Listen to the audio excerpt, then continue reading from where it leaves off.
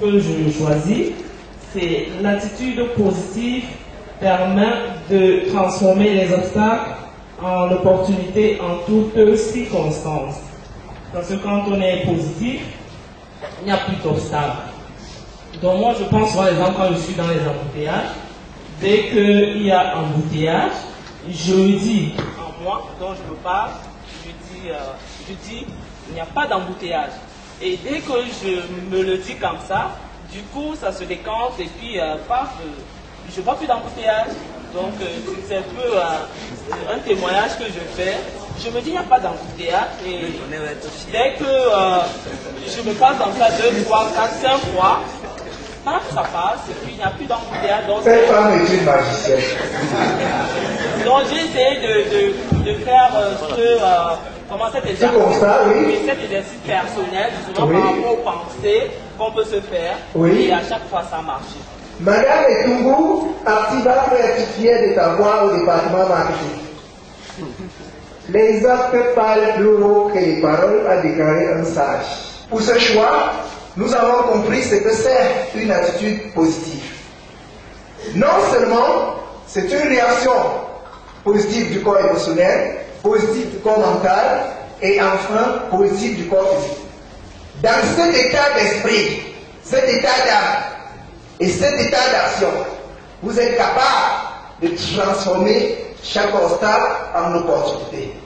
Et elle a dit que quand vous entrez dans cette synergie opérationnelle, les obstacles n'existent plus. Parce que ce qu'on appelle obstacle, vous ne savez pas.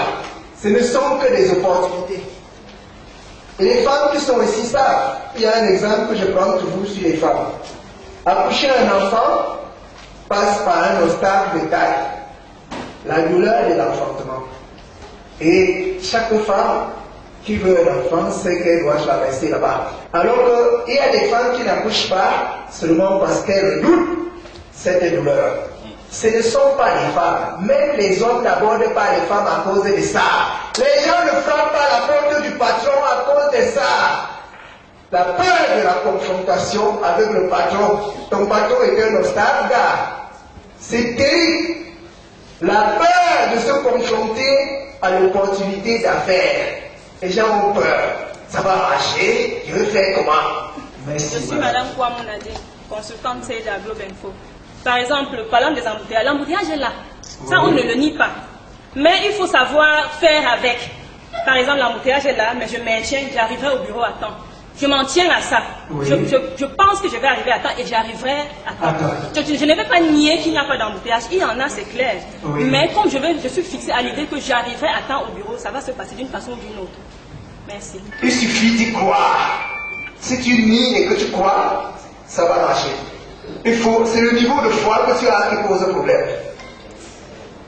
Il s'agit de voir comme un problème qui ne t'empêchera pas. Ça aussi, c'est une option. Quelle que soit l'option que tu empruntes, ta foi est la clé. Ta confiance est la clé.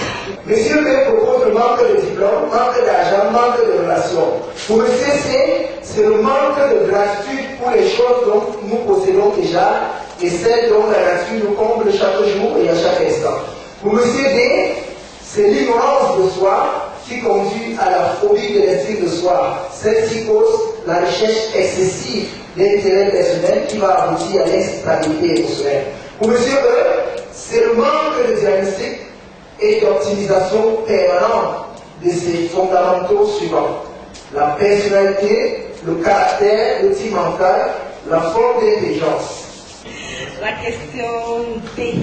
L'ignorance de soi qui conduit à la phobie de l'estime de soi. Celle qui cause la recherche excessive d'intérêt personnel qui va aboutir à l'instabilité émotionnelle. Ça, c'est ma proposition. Pourquoi, Madame Namakom? L'ignorance. Quand tu es ignorante, bon, il y a des choses que tu ne peux pas aboutir. Elle a du cœur. Et il y a cette phrase de la Bible, mon peuple périt faute de connaissance. Il faut avoir beaucoup d'amour. Bien sûr, il faut même les diplômes. Bien sûr qu'il faut de la gratitude qui vient aussi de l'amour. Mais pour y arriver à toutes ces bonnes choses, il faut d'abord cesser d'être ignorant. Il faut savoir que l'amour peut te rendre charismatique. Il faut savoir que la gratitude te rend positif. Il faut savoir que le caractère du docteur te permet de maîtriser les situations. Sans cette information adéquate, tu resteras dans les sièges de l'instabilité émotionnelle. Et là, c'est une prison dangereuse. Moi, promoteur de Globe Info, prestataire de services informatiques. C'est une idée. Je voulais, s'il vous plaît, revenir à la question cash. Moi, j'insistais sur demeurer positif. Oui. Tout à l'heure, nous avons validé l'ignorance de soi. Oui. Ici, nous parlons de demeurer positif. Donc, quelqu'un qui sait déjà être positif, quelqu'un qui maîtrise déjà peut-être la confiance en soi, ça veut dire il a déjà dépassé cette étape de l'ignorance de soi, de la connaissance de soi, de l'estime personnelle. Oui. Mais maintenant, on a un problème, c'est demeurer positif. Oui. Je suis sûr que beaucoup d'entre nous ici essayent d'être positifs de temps en temps. Oui. Mais et par moment, ils n'y arrivent pas. Non, ils subissent peut-être des échecs ou des... Quand c'est trop fort. Quand c'est trop fort et ils sont dans l'état instable. C'est bien. Mais il y a les conditions, vous avez vu.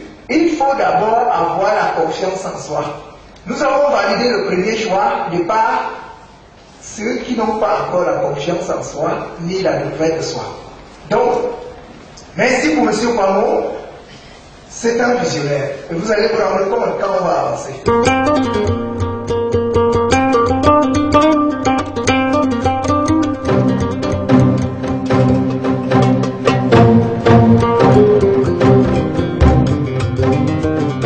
Merci à tout le monde. Merci, coach.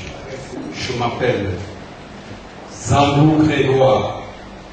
Je suis coordonnier de profession et spécialiste en clé de fabrication. Je choisis d'abord le consultant B. Ça ne suffit pas parce qu'on nous a demandé quelles sont les conséquences. Je crois qu'il y en a plus. Alors, je vais compléter avec l'instabilité émotionnelle. Quand vous n'avez pas confiance en vous, autrement dit, vous allez avoir peur. Quand vous n'avez pas confiance en vous, quand vous avez peur, vous avez le doute. Du doute, le découragement vient, il y a le désespoir. Alors, je vais continuer encore en choisissant le consultant D. Quand on n'est pas en paix avec son environnement, quand on a un mauvais service, bref, on se sent régulièrement frustré. Merci encore à M. Zambo. Nous allons retenir ici que tout ça part de l'instabilité émotionnelle, qui est la conséquence de l'ignorance de soi. Toutes les contributions chutent auprès de M. A, M. C autant pour moi, qui est le fond de la souffrance de l'homme qui n'est pas positif. Quand Mandela fait 27 ans en prison, il n'a peur de rien. Beaucoup de gens sont morts auprès de lui. Le gars a continué sa mission. Parce qu'il a un objectif et l'amour pour cet objectif est plus grand que tous les obstacles qui sont là. Et la loi qui dit ce qui est fort domine ce qui est faible s'applique. Elle s'applique toujours. Même dans votre cas, elle va s'appliquer. Problème numéro 6. Quels sont les fondamentaux et les valeurs morales qui permettent de diagnostiquer, perfectionner et optimiser la suite positive? Il s'agit de la personnalité, des pensées, des paroles et des actes. Pour M. C, il s'agit du savoir intellectuel, de la richesse, du pouvoir et de la gloire matérielle. Pour M. D, il s'agit de la personnalité, du caractère, du type mental et de la forme d'intelligence. Alors que M. E parle de la peur, du doute, du découragement et du désespoir. Cette pensée dit un élément inconnu ou mal connu à votre disposition vous dessert au lieu de vous servir. Si c'est votre agent, si c'est votre femme, si c'est votre enfant que vous avez et que vous ne le connaissez pas, c'est un problème qui va arracher votre positivité. C'est ce que la pensée de Joseph l'a dit. Mais, trouvez ces deux choses. D'une part, les fondamentaux, d'autre part, les valeurs morales qui, ensemble, permettent de diagnostiquer, perfectionner et préserver la suite positive. Avant de m'exprimer, je tiens d'abord à tous vous remercier. Je vois qu'il y a plus de 1000 personnes dans la salle. Parce qu'il faut le dire, derrière chaque personne se cache une famille. Et je suis persuadé que chacun ici, en sortant, va aller impacter auprès de sa famille, cette famille-là qui va impacter auprès de tous ceux qu'ils connaissent. Alors, concernant la problématique de ce soir, à savoir quels sont les fondamentaux et les valeurs morales qui permettent de diagnostiquer, perfectionner et optimiser l'attitude positive, j'irai droit au but en choisissant les consultants A et B. Le consultant A nous dit qu'il s'agit de l'amour authentique, de l'humilité naturelle, de l'harmonie universelle et du service universel. Là, ce sont les valeurs morales universelles. Ensuite, nous avons le consultant D qui nous dit qu'il s'agit de la personnalité, du caractère, du type mental et de la forme d'intelligence pour les fondamentaux. Alors, quelle est l'adéquation qui existe selon moi entre ces deux consultants? Le consultant D, lorsqu'il nous présente la personnalité, je pense qu'en alliant la personnalité à l'amour authentique, nous allons obtenir, comme nous l'avons bien vu au début, une personnalité charismatique. Comme exemple, je peux citer les bébés. Qui? Les bébés. Vous parlez des gens qui ne parlent pas. Les bébés, nous aimons tous les bébés. Qui n'aime pas les bébés? Un enfant qui ne parle pas, il ne fait rien, mais tout le monde l'aime. Parce que le bébé a cette innocence, cette candeur, qui fait que l'amour que nous portons lui donne un charisme inégalable. C'est ça, c'est pourquoi j'associe la personnalité à l'amour authentique, pour obtenir la personnalité charismatique. Ensuite, nous avons le caractère, que j'associerai à l'humilité naturelle, pour obtenir ce qu'on appellera un caractère de dompteur. L'humilité, c'est quoi? Savoir accepter les avis des autres, savoir comprendre les autres. D'aucuns disent se rabaisser, mais moi je dirais plutôt l'humilité, c'est savoir élever les autres, et non se rabaisser. Parce qu'il faut préciser, vous vous rabaissez, on vous piétine. Alors sachez élever les autres. Sachez élever les autres, et non vous rabaisser comme on a tendance à croire. Lorsque vous pouvez donc faire preuve de cette humilité-là, vous arriverez facilement à amener les gens à adhérer à votre point de vue et à être avec vous. C'est pour ça que vous aurez ce qu'on appelle le caractère de dompteur. Ensuite, nous avons le type mental que j'associerai à l'harmonie universelle pour avoir ce qu'on appellera le mental de visionnaire. Un bon visionnaire, c'est quelqu'un qui sait voir au-delà des actions, comme l'a si bien dit le consultant, au-delà de l'obstacle, au-delà des problèmes. C'est-à-dire qu'il ne se contente pas de ne pas voir plus loin que le bout de son nez, et il sait agencer les événements. Il y a un obstacle aujourd'hui, mais quelle est sa place dans mon environnement? Il sait faire preuve d'harmonie pour voir où il va et rester constamment concentré sur son objectif. Il ne se limite pas aux éléments qu'il y a devant lui. C'est pourquoi, associé à l'harmonie universelle, vous aurez un mental de visionnaire pour pouvoir faire de l'harmonie avec tout ce que vous avez autour de vous. Je dis bien tout, même ce qui apparemment semble inutile. Si vous savez mettre chaque élément à sa place, vous pourrez voir loin et rester constamment concentré sur vos objectifs. Ensuite, nous avons la forme d'intelligence que j'associerai au service universel pour avoir ce qu'on appelle une intelligence de serviteur. Le consultant l'a bien dit tout à l'heure. Nous devons mettre en avant le service. Dans notre société, c'est plus l'argent. Mais je tiens encore à préciser ici que l'argent n'est qu'un élément de mesure pour quantifier le service. D'une manière ou d'une autre, on ne le voit peut-être pas directement, mais c'est comme ça. L'argent vient après le service et non l'inverse. Donc, il faut savoir associer la forme d'intelligence et le service universel pour avoir cette intelligence de serviteur. C'est un monsieur Kouatia, expert d'elle chez Computer Distribution. Merci. Magnifique Computer. Lorsqu'il y a l'amour des qualités et que vous avez l'habitude de partager, quand vous envoyez votre nez, c'est le sourire qui sort sur le visage de chacun. Pour le type mental, il y a 4 secteurs de réactivité cérébrale.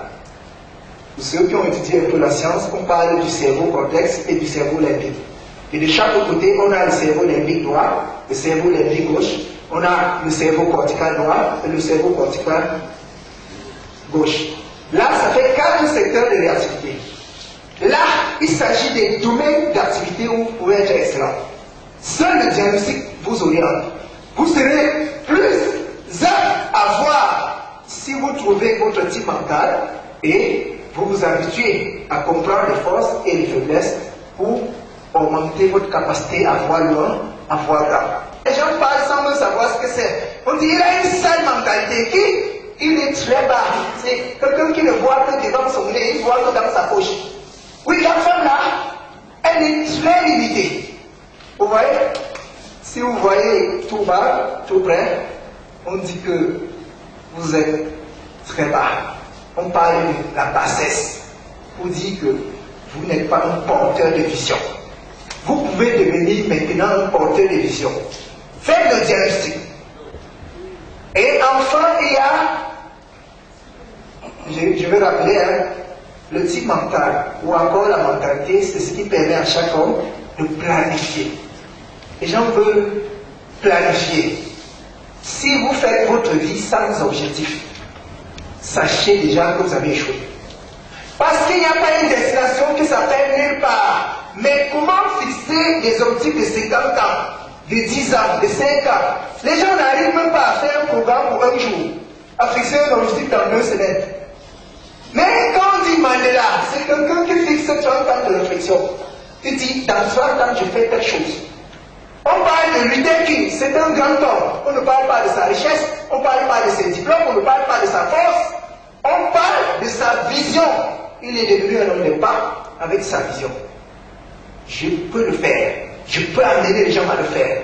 C'est ça. Et vous voyez juste sa vision, vous vous alignez derrière lui. Les meilleures entreprises sont les entreprises qui sont des porteurs d'idéaux. Si votre entreprise ne poursuit pas un idéal de valeur, les employés ne seront pas impliqués. Si vous êtes motivé, vous êtes encore impliqué parce qu'on voit votre attention dans cette affaire. Vous savez pourquoi? Il y a un idéal de valeur dans ce travail. Et c'est pour ça que vous êtes si impliqué. Chacun écoute avec son cœur. Votre entreprise peut être pareille. Votre famille peut être pareille. Vos affaires peuvent être pareilles. C'est à vous de jouer. Mais ça se joue sur la mentalité, le type mental d'abord. Apprenez à le savoir. Ça va vous permettre de voir plus loin, de planifier. À côté, il y a la forme d'intelligence. Une fois qu'on a planifié, c'est bien. Parce que c'est à partir du type mental qu'on analyse votre forme d'intelligence. Il y en a 4 formes d'intelligence. L'intelligence rationnelle, l'intelligence sensorielle, l'intelligence affective. Bref, il y en a 4. Votre intelligence, c'est quelle forme? Quelles sont ses faiblesses? Quelles sont ses forces? Quel est son rapport dans votre conquête du succès? C'est que quand on sait où on va, c'est une chose. Et lorsque on sait comment y parvenir, on a même déjà fini le travail. Parce que la confiance qui est la magie de l'action ne vient que quand on sait comment y arriver. Et le comment y arriver, c'est la façon de réfléchir, c'est-à-dire de programmer. Planifier, c'est fixer où on va. Programmer, c'est sémenter son plan, sémenter les objectifs pour limiter le stress, etc. Donc, nous avons tous une tête, mais on n'a pas la même façon de réfléchir. Qui peut le plus peur? C'est-à-dire, celui qui poursuit un objectif de satisfaire la vie de Douala, et vous poursuivez l'objectif de satisfaire votre petite famille. Qui réfléchit mieux que qui? On ne regarde pas leur niveau d'études, on ne regarde pas leurs moyens. Qui va réfléchir mieux que qui? Celui qui veut faire les grandes choses. L'attitude positive là dont on parle, c'est un gros projet. Si vous arrivez à être positif en permanence, les autres obstacles de la vie seront des petites choses pour vous. Un gars qui est humble, il dit, je fais face. Ça sort comme ça sort. Parce que si je ne fais pas face, je vais échouer. Mieux vaut faire face avant d'échouer. Si j'échoue aujourd'hui, au moins, je gagne en expérience. Avec son humilité, il affronte l'action. Et je connais cette publicité qui dit 100% des gagnants sont ceux qui ont joué. Or, s'il est humble, il passe à l'action comme moi. Je parle avec toutes les fautes, toutes les limites. Et vous m'aidez à grandir. Je n'ai pas commencé comme ça. Vous qui m'écoutez, les gens m'ont aidé à évoluer. Et ça continue. Parce qu'il y a eu cette humilité d'affronter cette mission. Essuyer tous les problèmes aussi. Juste un mot par rapport à cette humilité face aux situations. de bien vouloir conseiller nos enfants, d'aimer aller au tableau, d'aimer lever la main, d'oser, ça pourra les amener à mieux comprendre. Parce que les erreurs, lorsqu'on est au tableau, c'est l'élève qui comprend le mieux celui qui est allé au tableau lorsqu'il rate. Mais chaque fois, si tu prends le pouvoir devant les gens, il faut leur montrer que ce que tu as à vendre est qualité, même si c'est seulement pour essuyer ton nez. Sincèrement, ça mérite les acclamations. Un produit doit se faire connaître.